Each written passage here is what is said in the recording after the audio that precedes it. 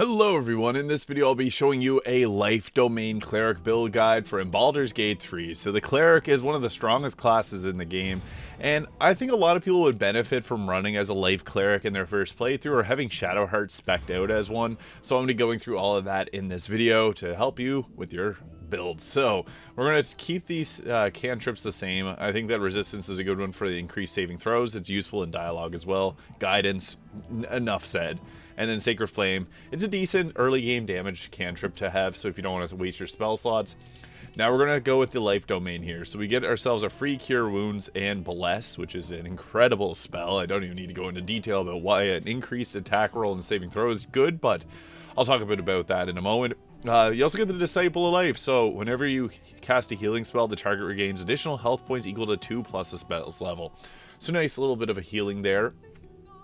And as for the deity, this could be pretty selective if you're Shadowheart, but go with one that you feel fits for your own roleplay purposes. I'm going to keep Selene because that gives you the most unique dialogue options. And for our ability scores, we want to obviously have a good amount of wisdom, and we're going to keep our dexterity somewhere around there. We can actually take some points off, give it into strength. Strength's going to be for our melee attacks, and honestly, early game, if you're going to be casting a spell and you can melee, it's honestly probably better to just melee because you're going to have a higher hit chance. So that might be the way to go for that. And then for our dexterity, we'll leave it at roughly around there. Could potentially get the constitution up to 14, dexterity 10, something like this. Use your Hag's Hair on your dexterity or on your wisdom there to take it up to 18, and then we can use an ability score improvement to take it up to 20. But if you're not going to be playing as the if this is for like Shadowheart, put her wisdom to 16, and then we'll put the extra 2 points into like charisma or some other stat. So we'll go with those there for our ability scores. And I'll be going over the gear at the end of this video, so stay tuned for that. But I'll be going through all the levels here to show you the best choices to make. So at level 2, we get our Turn Undead to pray to turn all the undead you can see, and then eventually this will destroy undead. We also get our Channel Divinity charge. So our class actions Preserve Life, 3 healing, evoke a healing energy that restores your allies. So that uses our Channel Divinity, and it also uses an action. As for our selected abilities, since we already got Blessed, we don't have to worry about that. We're going to take Healing Word, though, because the bonus action heal is actually really good, especially if a teammate that went down. Inflict Wounds is not bad. 3d10 necrotic damage. I always take Create or Destroy Water. You can set up lightning damage to be doubled, so Chain Lightning goes from 80 damage to 160 damage maximum. That's really good. I highly recommend doing that. Ice or cold damage and lightning damage will benefit from this. Your Cleric should always have that equipped.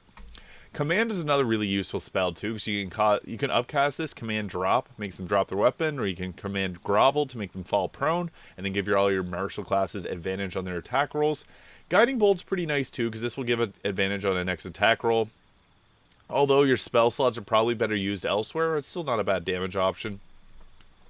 And finally, Sanctuary is great. So you're an ally cannot be targeted until you attack or harm a creature, and you still take damage from area effect spells. So these are pretty decent options there. Armor or Shield of Faith is good too if you don't want to take one of these. The +2 to armor class is great. And then Inflict Wounds is nice, but typically in Act 1 and 2, there's a lot of necrotic resistances, so I try to avoid that as much as possible. But we do get 2 more Life Domain skills. We get Aid as well as Lesser Restoration, so cure creature from disease, poison, paralysis, or blindness. Now, Aid will increase the maximum health points. It doesn't give temporary health. It gives an increase to health points. So if you take this, you can upcast it and give your whole team an extra 25 health, which is awesome. And for our prepared spell, level 2, Hold Person is an incredible choice. So hold enemy still. They can't attack, move, or react, and attacks within 3 meters are always critical hits. Huge, huge, huge. Spiritual Weapon is another amazing choice, though, too. You can use it as a bonus action to summon in a weapon. It takes aggro for your team, and it also gives you extra attacks. So, always a nice thing to take.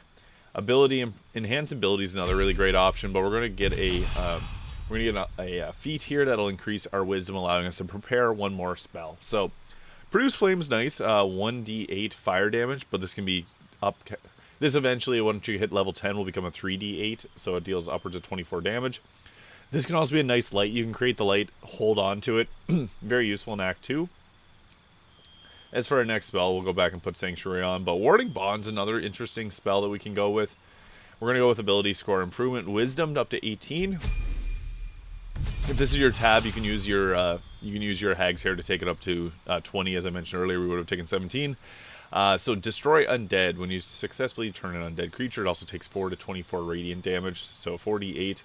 And we also get one of the best spells in the game, and it's already equipped because it knows it's the best with Spirit Guardians. So this is amazing. Does 3d8 radiant damage or necrotic damage per turn, and their movement speed is halved. So what this does is you cast it and you turn into a Beyblade, and you can run through and it'll damage everyone that you come in contact with. There's some fights where you have to fight a lot of enemies with low health. If you cast Spirit Guardians, you can take them all out just by running around. This is a concentration you always want to have because it's so powerful. That's why Command is such a useful spell, because this does not require concentration. You can have Spirit Guardians up, run around, and cast Command, and you can literally just shut down the battlefield. Hold Person would be if you don't want to have Spirit Guardians up, but amazing set of spells here. Mass Healing Word is another really good one. Glyph of Warding to set down a glyph ahead of battle, also huge. And Animate Dead is the underrated spell here. It gives you the ability to raise a corpse from the dead. We're going to go Mass Healing Word, though, because there's some gear that will allow us to set up Bless on our entire team just by healing them. So I'll get into that in just a moment here, whenever we go over to gear. So Bless Healers, healing others heals you as well when you cast a healing spell level 1 or higher.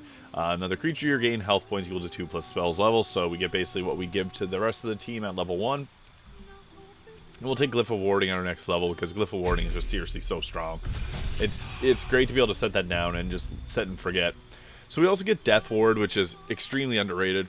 I would recommend having someone at your camp cast this on everyone. What you can do is you can have someone specific to your camp that'll cast Death Ward, cast Hero's Feast, cast Upcasted Aid, and then you can just dismiss them from the party, and then 3/4 of your team will have all those benefits. But Death Ward's awesome. If you get down to 0 health points, you regain it with 1, so that's huge. Guardian of Faith. Call forth the Divine Guardian that attacks nearby enemies. Every time it deals damage, the Guardian loses an equal amount of health points. So it has 60 health, it'll attack for 20 damage. If you put Globe of Invulnerability on this Guardian of Faith, it'll be protected from its own self-damage. So that's pretty nice. As for a prepared spell, Freedom of Movement can be nice, but this is similar to Death Ward. We can have this someone at camp cast that on everyone.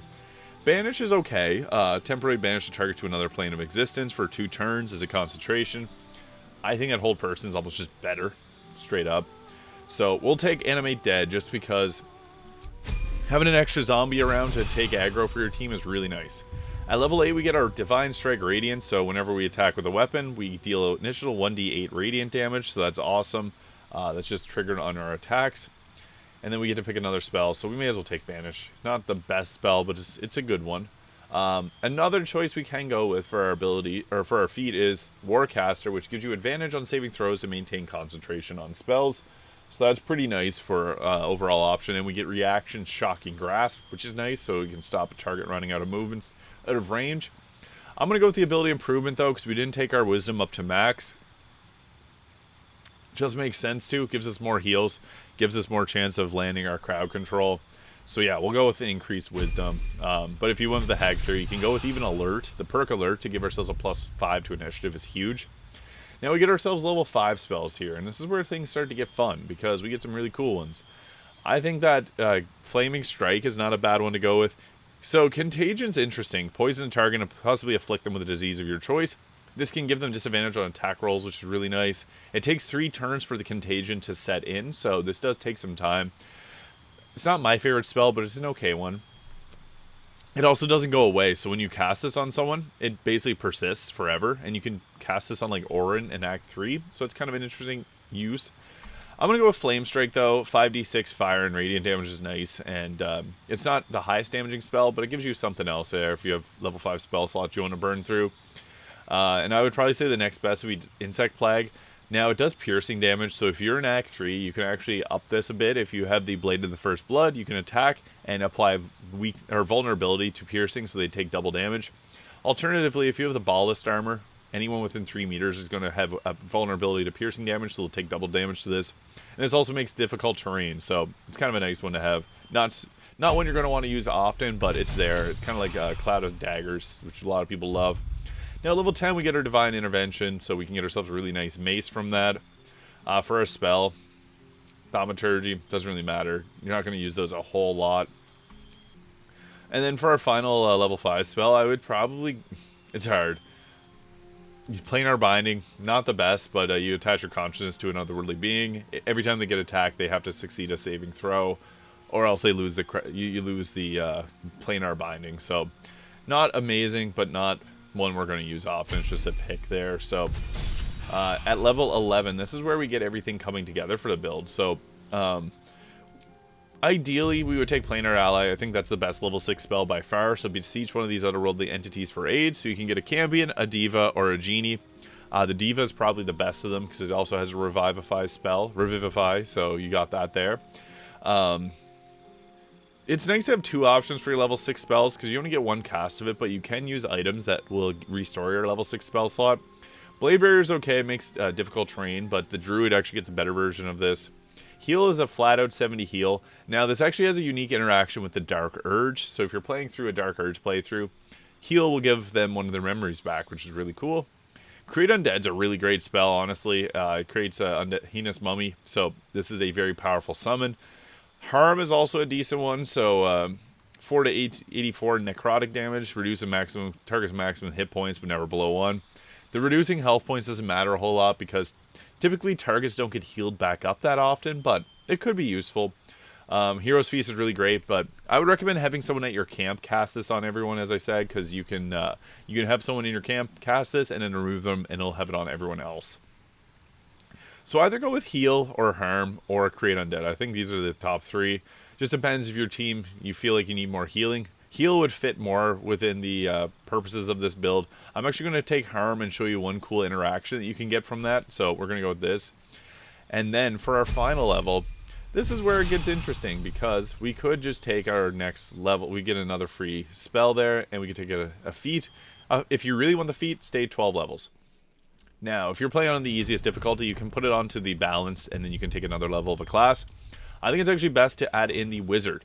So 1 level of Wizard actually gives us a lot of utility. We get some more cantrips that we previously wouldn't have had. So Bone Chills are going to stop the target from healing. And then also Shocking Grasp stops reactions. And Ray of Frost causes the movement speed to reduce by 3 meters. You can also go with Mage Hand to get them to throw health potions. Give you a little heal bot there. Or Minor Illusion, which is my favorite. So it groups enemies together. As for our spells, we want to have a few that are very important. So Shield, increase armor class by 5 as a reaction. Magic Missile just gives us a reliable damage option. And then Find Familiar is awesome. Chromatic Orb for the damage that it can deal. And I guess Fog Cloud's a good one. And Long Strider is good, but I would recommend, again, having someone at your camp be able to apply that to everyone because that's probably the best way of doing that.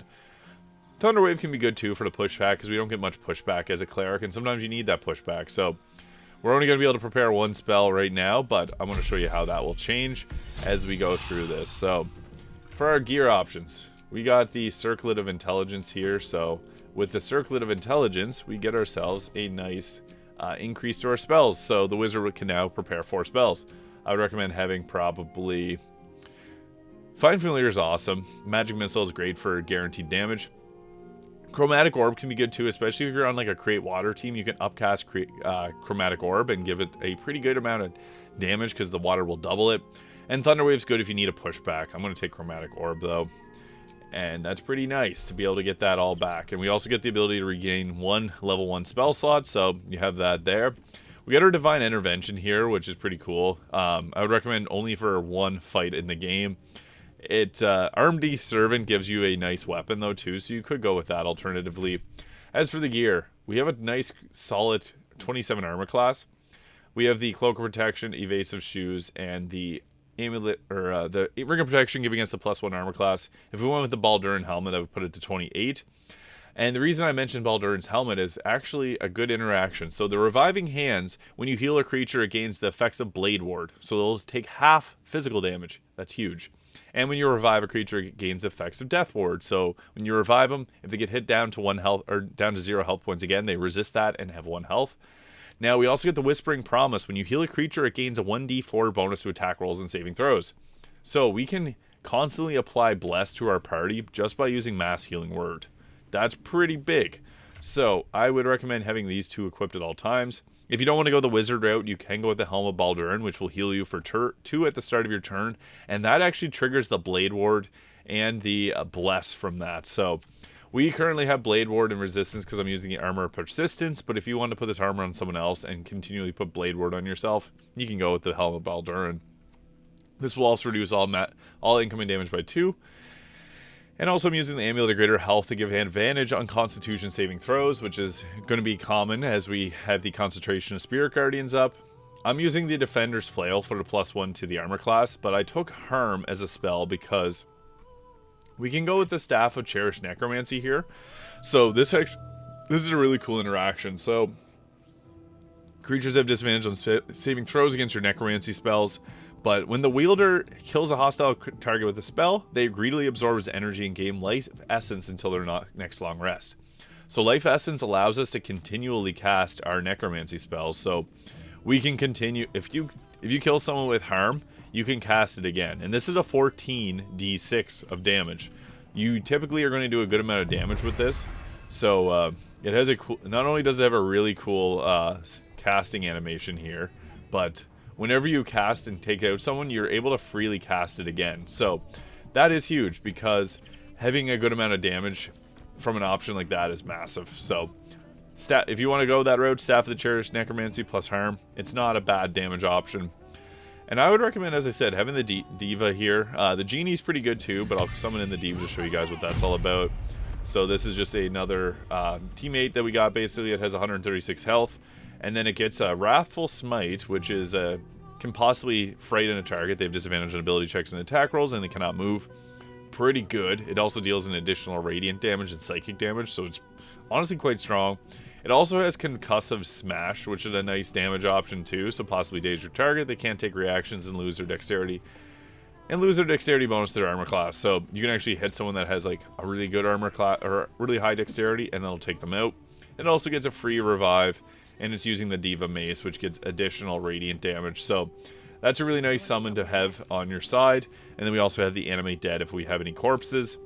Then we also get ourselves Spirit Guardians.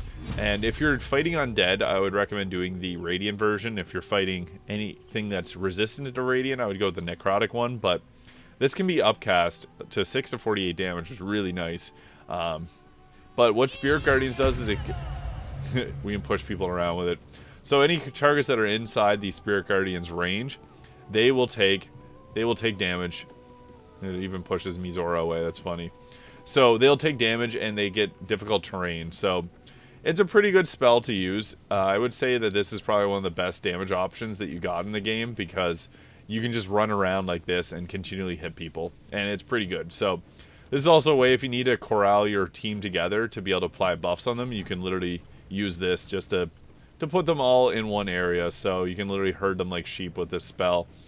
But yeah, that is Spirit Guardians. The Life Cleric is pretty strong. You get a lot of damage options, and adding in the Wizard gives you some freedom to be able to scribe some scrolls too, because you can, like I'll show you for example here, like you can learn pretty much any spell because we have full caster levels here. So yeah, anything that you see, you can learn it. So that makes this build even further powerful. Yeah, we got any spell that we want on our hands. So that is the Cleric Wizard multiclass, or I guess it's the Life Domain Cleric with a little bit of Wizard in there, multiclass. Thank you so much for watching. If you found this video useful, please hit the subscribe button below, and I'll see you all in the next video.